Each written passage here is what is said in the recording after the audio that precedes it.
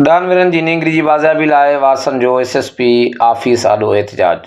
कंदकोट वेझो शबीराबाद थाणे जे हद में वाक़िए ॻोठु मोहम्मद रहीम सोलंकी मां 6 ॾींहं अॻु मुबैना तौरु अगवा थियल ॾहनि जी नींगरी ज़ीनत धीअ अमीर बख़्श सोलंकी जी बाज़ाबी लाइ वारसनि मर्दनि ऐं औरतुनि समेत एसएसपी ऑफिस जे गेट आॾो पाक किताब खणी एहतिजाजी मुज़ाहिरो कयो।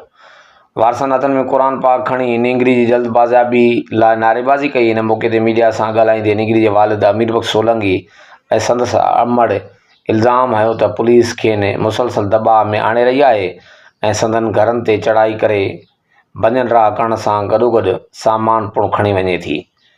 उन्हनि चयो त पुलिस खेनि अगवा में मुलविज़ माण्हुनि जा नाला ॿुधण लाइ ज़ोर भरे रही आहे, जॾहिं त खेनि कंहिं बि जवाबदार बाबति ॼाण न आहे। एहतियात करण मूजिबि संदनि नियाणी खे अगवा थिए 6 ॾींहं गुज़री चुका आहिनि, पर अञा ताईं संदसि को बि पतो न पइजी सघियो आहे।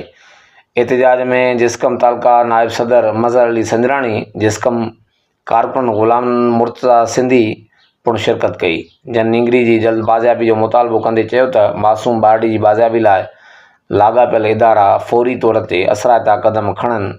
मुज़ाहिरीन तक जे MNA Mir Shabir Ali Khan Bijarani IG Sindh DIG लाड़काणे खां मुतालबो कयो त मामले जो नोटिस वठी नींगरी ज़ीनत खे जल्द बाज़ियाब कराए वारसनि में पखिड़ियल बेचैनी खे ख़तमु कयो वञे।